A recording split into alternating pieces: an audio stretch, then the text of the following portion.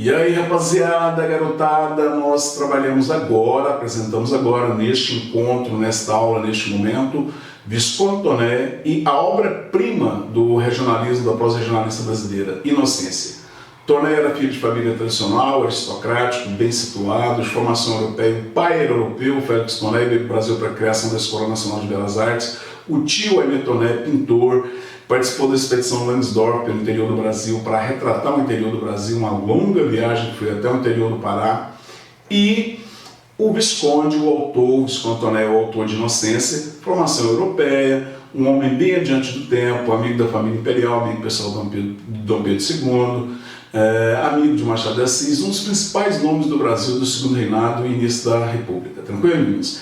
É este escritor que nós trabalhamos agora. Visconde Toné, formado em engenharia militar, mais tarde formado em direito. Ele foi para a Guerra do Paraguai como voluntário, como oficial, como engenheiro militar. Era o cara encarregado de construir pontes, estradas, de preparar o terreno para as tropas. Participou da mais trágica batalha, do mais trágico episódio da Guerra do Paraguai. A retirada de Laguna, retratada por ele em um romance que mistura relato e narrativa, e o romance chamado Retirada de Laguna, um episódio trágico em que houve um maior número de mortes em uma só batalha do Brasil na Guerra do Paraguai. Tranquilo, meninos?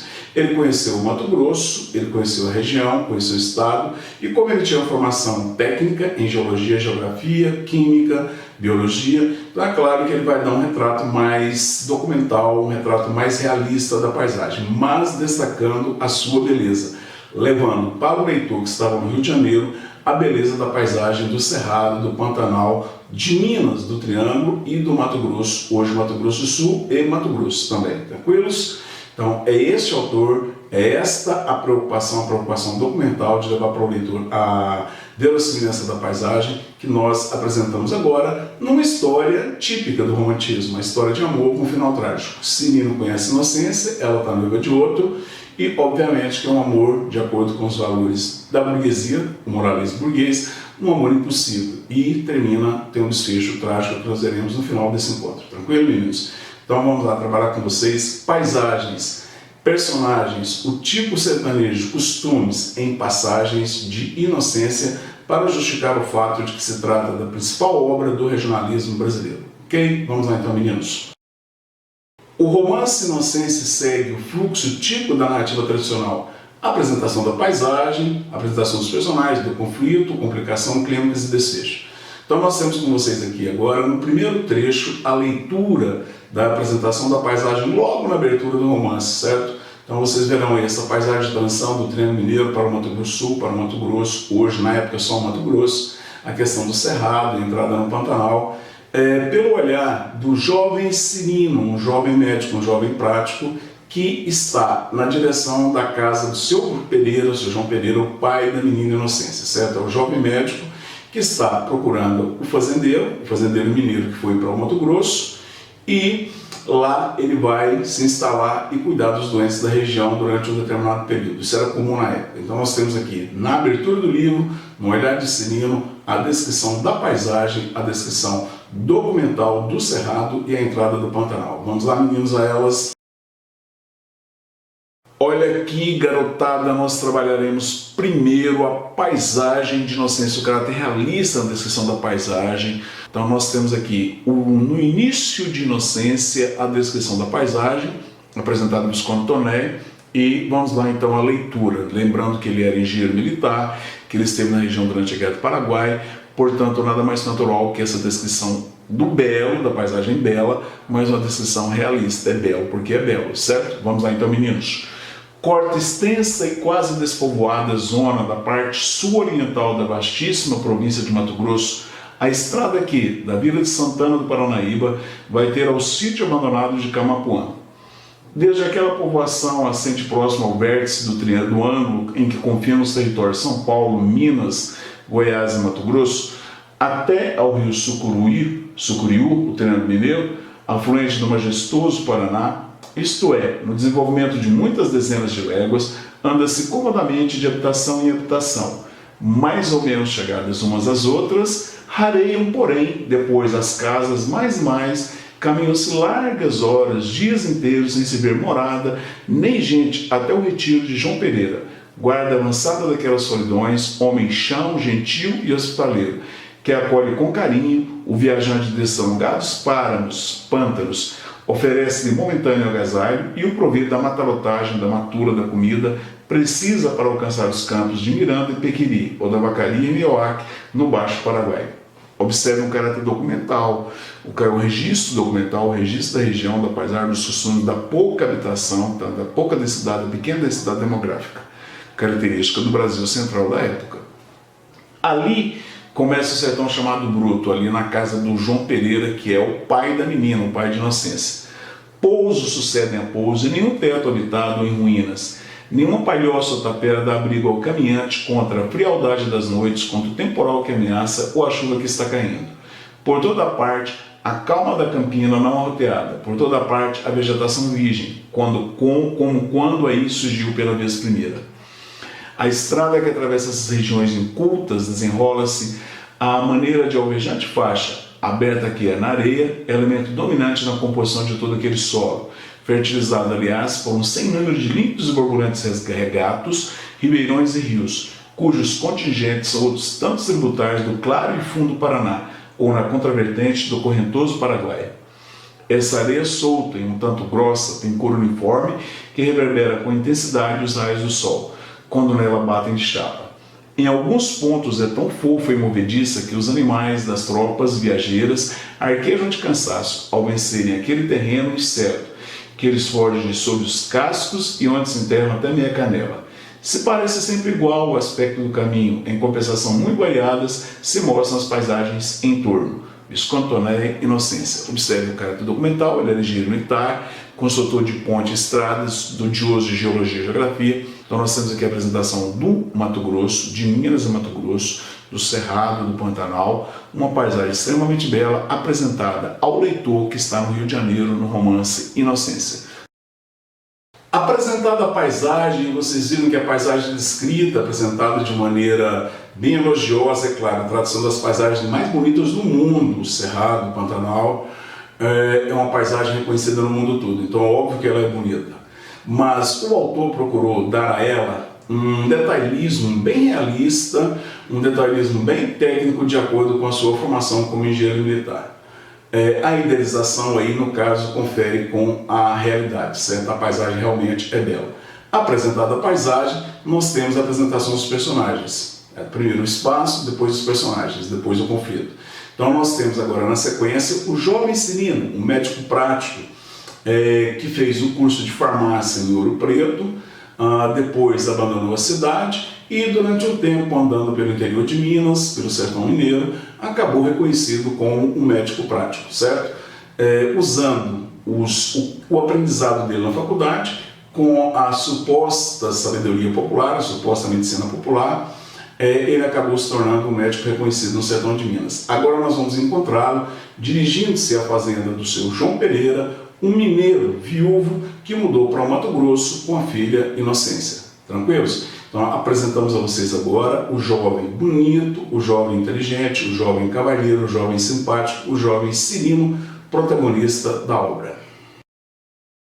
O primeiro tipo humano apresentado a vocês é o médico Cirino. Então nós temos aqui um tipo do interior do Brasil, porque ele não é médico, ele é um médico prático, ele iniciou a faculdade de farmácia, ele fez o curso em Ouro Preto, depois ele foi embora para o interior do Brasil, de Minas, e a presença dele no sertão acabou fazendo dele um médico conhecido do sertanejo, certo? Ele acabou se tornando um médico prático, misturando o conhecimento que ele teve na faculdade com os da medicina popular. Tranquilo, meninos? Então vamos lá. O jovem médico, protagonista do romance Inocência, Cirino. O dia 15 de junho de 1860 era dia claro, sereno e fresco, como costumam ser os chamados de inverno no interior do Brasil. E o sol alto em seu percurso iluminando com seus raios não muito ardentes para regiões intertropicais a estrada cujo aspecto há pouco tentamos descrever e que da Vila de Santana do Paranaíba vai ter aos campos de Camapuã. A essa hora, um viajante montado numa boa besta tordilho queimada, gorda e machadeira, seguia aquela estrada. A sua fisionomia e maneira de trajar denunciavam de pronto que não era homem de vida fadigosa, boiadeiro ou trabalhador rural. E comum ou algum fazendeiro daquelas cercanias que voltasse para casa, trazia na cabeça um chapéu do Chile de abas amplas e cingido de larga fita preta, sobre os ombros um poncho pala de variegadas cores e calçava botas de couro da Rússia, bem feitas e em bom estado de conservação. Tinha, quando muito, 25 anos, presença agradável, olhos negros e bem rasgados, barba e cabelos cortados quase a escovinha e ar tão inteligente quanto decidido. Na mão, empunhada uma comprida vara que havia pouco cortara e com que ia distraidamente fustigando o ar ou batendo os ramos de árvore que se dobravam ao alcance do braço. Vinha só, e no momento em que damos começo a essa singela história, achava-se no bonito trecho de caminho que medeia entre a casa de Albino Lata e a do Leal, a 7 boas léguas da sazonante e decadente Vila Santana do Paranaíba. Nessa porção de estrada ensombrada pelas árvores de vistoso cerrado, o leito, ainda que já bastante arenoso, é firme e parece mais aléia de bem tratado jardim do que caminho de tropas e carreadores. Ainda aumenta os encantos daquele lance a inúmera quantidade de rolas caboclas a brincar na areia e de pombas de cascavel, cujo bater de asas produz um ruído tão característico e singular. Observe aqui que eu procurei inserir na caracterização do personagem, uma caracterização idealizada, um personagem típico do romantismo, um homem gentil, um homem bonito, um homem inteligente, e a apresentação da paisagem, a paisagem também bela, acompanhando o perfil da nossa história. O nosso viajante se caminhava distraído e meio pensativo. Não parecia, contudo, de gênio sombrio ou pouco divertido. Muito ao contrário, sacudia às vezes o torpor em que vinha e entrava a cantarolar ou assobiar, esporeando a valente cavalgadura que na marcha que tomava ia abanando alternadamente as orelhas com o movimento cadencial da cabeça. Inocência, descontoné, a apresentação do jovem médico Cirino, a apresentação de um rapaz simpático. Ele e Inocência irão se conhecer e será amor à primeira vista. Vamos lá agora ao sertanejo.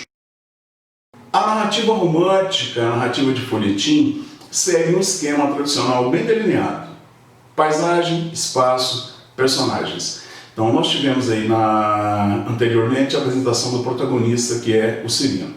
Agora nós temos a apresentação do sertanejo e da ambientação sertaneja da casa do Pereira e dos costumes do Pereira.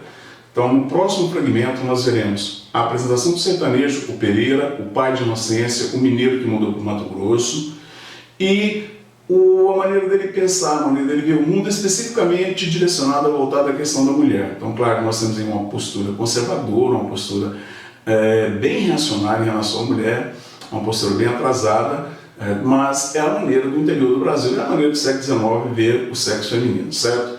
Então nós temos agora com vocês atenção à leitura do texto, o caráter documental, os costumes da região. É claro que o autor observou, ele ficou 4 anos no Mato Grosso durante a Guerra do Paraguai. E atentem também para outro aspecto, tá? A preocupação que o autor tem de registrar a variedade regional da língua na fala do Pereira, tá? Na fala do mineiro que está no Mato Grosso. Então nós veremos um fragmento, vocês atentem a isso, a questão do sertanejo, da figura do sertanejo, da ambientação, dos costumes e da linguagem. Vamos lá, Ela? Meninos, atentem para o texto que nós leremos agora na sequência. O texto que apresenta o sertanejo, a maneira dele ver a mulher, o contraponto do narrador, que é a opinião do autor, e do Cirino, o jovem médico. Certo? A opinião do narrador é a opinião do autor. Então acompanhem comigo. E atentem também à questão da colocação da variedade regional da língua na fala do Pereira, que confere um caráter documental, um caráter realista à obra Inocência. Acompanhem comigo. Ora, muito que bem, continuou Pereira caindo aos poucos na habitual garrulice, falando muito, coisa de mineiro adora falar. Quando vi a menina tomar corpo, tratei logo de casá-la. Ah, é casada? Perguntou Cirino. Isto é e não é. A coisa está apalavrada. Por aqui costuma labutar no costeiro do gado para São Paulo um homem de mão cheia, que talvez você conheça, o Manecão Doca. Olha a questão documental, tá? Os boiadeiros, o indivíduo que compra boiada no Mato Grosso e leva para vender em São Paulo, Barretos, na região de Barretos, tá? Não, respondeu Cirino, mandando a cabeça. Pois bem, o Manecão ficou assim, meio em dúvida, mas quando lhe mostrei a pequena foi outra cantiga. Ah, também é uma menina E Pereira, esquecido das primeiras prevenções, deu um muxoxo expressivo apoiando a palma da mão aberta de encontro aos grossos lábios. Agora ela está um tanto desfeita, mas quando tem saúde é coradinha que nem mangaba do Areal. Esta obrigação de casar as mulheres é o diabo, a opinião do Pereira sobre as mulheres. Se não tomam estado, ficam jururus, histéricas e fanadinhas, emagrecem. É uma visão preconceituosa da época. Se a mulher não casasse, não tivesse homem, ela ficava histérica, atrofiava o corpo. Se casam, podem cair nas mãos de algum marido malvado. E depois, as histórias. E meu Deus, mulheres numa casa é coisa de meter medo. São redomas de vidro que tudo pode quebrar. Enfim, minha filha, enquanto solteira, honrou o nome de meus pais. O manecão que se aguente quando tiver por sua. Com gente de saia não há que fiar. Cruz. Botam famílias inteiras a perder enquanto o Demo esfrega um olho. Essa opinião injuriosa sobre as mulheres é em geral corrente nos nossos sertões. Agora a opinião do narrador, que é a opinião do autor, que era um indivíduo do Rio de Janeiro, culto, de formação europeia. E traz como consequência imediata e prática, além da rigorosa clausura em que são mantidas, não só o casamento convencionado entre parentes muito chegados para filhos de menor idade, mas sobretudo os numerosos crimes cometidos. Mal se suspeita a possibilidade de qualquer intriga amorosa entre pessoa de família e algum estranho. Senhor Pereira, replicou o Cirino. Agora a opinião do Cirino. Já lhe disse, torna a dizer, que, como médico, estou muito acostumado a lidar com famílias e respeitá-las. É este o meu dever. E até hoje, graças a Deus, a minha fama é boa. Quanto às mulheres, não tenho as suas opiniões, nem as acho razoáveis nem de justiça. Entretanto, é inútil discutir, porque sei que são prevenções vindas de longe e quem nasce torto, tarde ou nunca se endireita. É claro que a opinião do Cirino aqui será quebrada, ele vai se apaixonar pela menina. O senhor falou-me com toda franqueza e também com franqueza ele quer responder. No meu parecer, as mulheres são tão boas como nós, se não melhores. Não há, pois, motivo para tanto desconfiar delas e ter os homens em tão boa conta. Cuide cada qual de si, olhe Deus para todos e que ninguém queira arvorar-se em palmatória do mundo. O Cirino está avisado, a menina está noiva. Ele vai conhecê-la na sequência, os dois irão se apaixonar. É um amor impossível. E finalmente chegamos à figura feminina, a protagonista feminina da história, a menina Inocência. A menina pura, bela, meiga, descrita de forma hiperbólica, relacionada à natureza, como convém ao romantismo. Essa é uma das principais características românticas, certo? A beleza associada a elementos da natureza. E a beleza de caráter metafórico e hiperbólico. A menina está doente, mas é de uma beleza deslumbrante. É a primeira paciente, a primeira pessoa de quem Cirino cuidará na casa do Pereira, a própria filha. Então há todo o cuidado, porque ele vai entrar no quarto dela, ele se afirma como uma pessoa de respeito. Ele já sabe que ela está noiva, portanto ela está comprometida, ele não pode se envolver com ela. Porém, ao ver a menina, nasce entre ambos um amor à primeira vista, um amor fulminante, um sentimento que vai superar a razão. Eles vão se deixar levar pela questão do sentimento, pela emoção, e obviamente que deixando-se levar pela emoção, pelo sentimento, nós teremos o final trágico. Se o Cirino se comportasse de maneira racional, ele iria embora e deixaria a menina, mas ele acaba se envolvendo com ela e nós teremos depois o desfecho trágico. Nós temos com vocês agora um trecho, um texto, na apresentação da menina Inocência. Atentem à idealização da figura feminina, certo? Característica fundamental do romantismo. Vamos lá, meninos, agora o Cirino vai ao quarto da menina, a menina está de cama com febre amarela e vai consultá-la. Olhem a caracterização dela, a questão da hipérbole. Nós já temos aqui a questão da metáfora, na associação da beleza dela e elementos da natureza, mas agora olhem a maneira hiperbólica, a caracterização hiperbólica de Inocência. E desse encontro nasce o amor entre os dois. Apesar de bastante descorada e um tanto magra, era Inocência de beleza deslumbrante.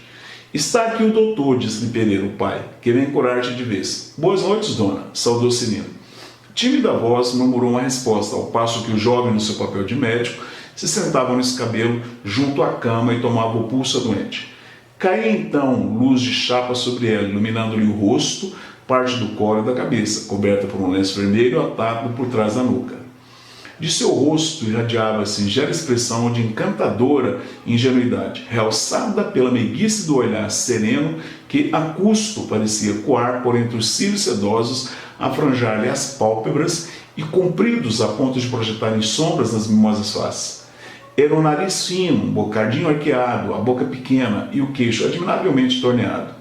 Ao erguer a cabeça para tirar o braço sobre o lençol, desceram nada a camisinha de crivo que vestia, deixando num colo de fascinadora alvura, em que ressaltava um outro sinal de nascença: Viscontoné, inocência, amor à primeira vista, final trágico. Na sequência, nós veremos um outro personagem importante do livro, o alemão Mayr, o botânico, que vem pesquisar borboletas no sertão e que se contrapõe ao Pereira. Tá tranquilos? Vamos lá então. Nós apresentamos a vocês o fluxo da narrativa romântica: espaço, personagens, o surgimento do conflito, a complicação, o clima, que será o momento em que o médico sireno vai procurar o padrinho da menina para libertar a menina do compromisso e ele poder casar-se com ela. O manecão volta, fica sabendo da história, a menina não quer mais casar com o manecão, então nós temos um desfecho óbvio: o manecão vai matar o sireno, certo? Dentro dessa narrativa, nós temos uma outra narrativa importante: a presença de um botânico alemão, o Mayr, na região. O Mayr chegou ali recomendado por um irmão, o irmão mais velho do seu Pereira, o Chico. Até está com a carta do Chico, obviamente, como é costume da época, o seu Pereira vai receber extremamente bem. Porém, nós temos um problema: o Mayr se engraça, ele até sem querer, não é por maldade. Ele elogia a menina, ele conversa com a menina, ele trata a menina de igual para igual, provocando um clima de constrangimento na casa que não pode ser quebrado. Por quê? Por uma questão de obrigação, o seu Pereira tem que mantê-lo na casa, que não foi recomendado pelo irmão mais velho. Quando o Mayr vai embora, é um alívio. O que o Mayr está fazendo ali? Está pesquisando fauna e flora, e está pesquisando especificamente borboletas. Foi comum durante um período essas pesquisas no Brasil. Tá? Nós temos aqui o mais conhecido, Saint-Hilaire, um botânico francês que viajou pelo interior do Brasil, esteve em Goiás, esteve aqui no Centro-Oeste pesquisando. Os trabalhos da biologia da época levaram a esse tipo de pesquisa. O Mayr está aqui especificamente pesquisando borboletas, e a borboleta tem uma relação com a menina. A menina, assim como a borboleta, tem uma beleza e um voo efêmero. No final do romance, a última imagem do romance, o Mayr, já na Alemanha, divulga a descoberta de uma nova espécie de borboleta, a qual ele dá nome de Inocência, homenageando a menina. Então nós temos a figura do Mayr, a figura importante desse personagem na história, no romance, e um dos principais pontos para ele estar na história é para contrapor o Mayr ao Pereira, o pensamento europeu avançado que o autor tinha, o autor era filho de europeus, e o pensamento atrasado no interior do Brasil. E esse contraponto é feito pela maneira como os dois veem a figura feminina, a figura de Inocência, a filha do Pereira. Tranquilos? Vamos lá então à leitura e vocês observarão a maneira como o Mayr vê a figura feminina e todo o problema que ele causa na casa do Pereira. Tranquilos? Daí na sequência nós iremos ao encerramento. O Mayr, o botânico alemão que está ali no sertão de Mato Grosso, recomendado pelo irmão do Pereira, vai incomodar, porque ele trata a menina de igual para igual, ele provoca o Pereira com a menina, irritando profundamente o conservador Pereira. Qual? Não tem obrigação ao senhor. Além do mais, sua filha é muito bonita e parece boa deveras. Há de ter umas cores tão lindas que eu daria tudo para vê-la com saúde. Que moça! Muito bela. Essas palavras que o inocente Saxone pronunciara, ex-abundância, cornes, produziram extraordinário abalo nas pessoas que as ouviram. Não era comum um estranho elogiar uma mulher na casa dela. Tornou-se Pereira pálido, franzindo os sobrolhos e olhando de esguelha para quem tão imprudentemente elogiava assim cara a cara a beleza de sua filha. Inocência enrubesceu que nem uma romã. Cirino sentiu um movimento impetuoso, misturado de estranheza e desespero. O Cirino vai ficar com ciúmes. E lá da sua pele de tamanduá bandeira, ergueu-se, meio apavorado, o anão. O Tico é um anão encarregado de proteger a menina, de vigiar a menina na casa. Nem reparou Mayr, o alemão, e com habitual ingenuidade prosseguiu. O Mayr não conhece a realidade, nem sabe que está sendo inconveniente. Aqui no sertão do Brasil, há o mau costume de esconder as mulheres. Viajante não sabe de tudo se são bonitas, se feias, e nada pode contar-nos isso para conhecimento dos que leem. Mas, palavra de honra, Sr. Pereira, se todas se parecem com a sua filha, é coisa muito, muito digna de ser vista escrita. O senhor não quer retirar-se? Interrompeu Pereira com modo áspero. Apelou. Estendeu então a mão, fez um movimento de cabeça e acompanhou ao mineiro que já ia saindo, branco de cólera, concentrado. E o que me diz o senhor deste homem? Perguntou a Cirino a meia voz, puxando de parte. Reparei muito nos seus modos, respondeu-lhe o outro no mesmo tom. Cirino está com ciúme. Nem sei como me contenho, estou cego de raiva. Que presente mandou Chico, o irmão dele, que recomendou o Maier a ele? É uma peste, esse diabo melado. Vê uma rapariguinha e enche logo as bochechas para lhe dizer meia dúzia de pachochadas e graçolas. Não está má esta? É um perdido. Nada, isso não me cheira bem, vou ficar de olho nele. Observe que o quanto incomodou o Pereira a fala do Maier. E o quanto o Maier falou sem nenhuma maldade, sem nenhuma malícia. É o contraponto do alemão, a maneira de ver a mulher, do europeu ver a mulher, o contraponto do seu sertanejo, a maneira atrasada e conservadora de ver a mulher. Certo, meninos? Inocência é a primeira principal obra do regionalismo, da prosa regionalista do nosso romantismo, por dois motivos fundamentais. Primeiro, é uma narrativa extremamente bem esquematizada, obedece a todos os elementos da narrativa tradicional, como nós apresentamos a vocês: espaço, personagens, conflito, complicação, clínicas e desejo. Obedece ao moralismo romântico, ao moralismo burguês que marca todo o romantismo. A menina está comprometida, portanto ela não pode quebrar esse compromisso que o pai já estabeleceu com o manecão. Ao amar Cirino, ela será punida com a morte. O Cirino é morto pelo manecão e ela morre um ano depois, ela adoece e morre. Tranquilo? Esse é o primeiro ponto. É uma narrativa bem amarrada, uma narrativa bem esquematizada, tem todos os elementos da narrativa tradicional. Segundo ponto, a apresentação da paisagem. É uma paisagem bela, o Cerrado do Triângulo Mineiro, uma paisagem que praticamente hoje já não existe mais, devido ao agronegócio, e o Pantanal. Então nós temos aqui o Triângulo Mineiro, a passagem do Rio Paranaíba, na cidade de Santana do Paranaíba, hoje Paranaíba apenas, a entrada no Mato Grosso. Então todo esse caminho aí descrito pelo autor de maneira bem realista e destacando a beleza de uma região até então desconhecida pelo leitor do Rio de Janeiro, certo? Então nós temos aqui a descrição da paisagem, do ambiente, do sertanejo, da sociedade sertaneja, a questão da linguagem, que são aspectos bem realistas, bem documentais e que representam um ponto de avanço da obra, certo? São os dois pontos que tornam Inocência uma obra importante e fundamental. É uma narrativa bem esquematizada e o caráter documental realista da paisagem, da ambientação sertaneja, da linguagem, da figura do sertanejo. Tranquilo, meninos? Tanto é que mais tarde o livro foi publicado na Alemanha e no Japão, fazendo propaganda do governo brasileiro visando a imigração, certo? O Brasil usou Inocência no Japão e na Alemanha com o objetivo de incentivar a imigração desses dois povos para o Brasil. Visconde Toné, um dos principais intelectuais da época, um dos principais nomes do final do século XIX, da segunda metade do século XIX, do segundo reinado, e Inocência, um dos principais livros do Brasil. Tranquilo, meninos? Apresentamos a vocês, portanto, esse trabalho. Boa semana, bons estudos, um abraço do titio Simbas. Até a próxima.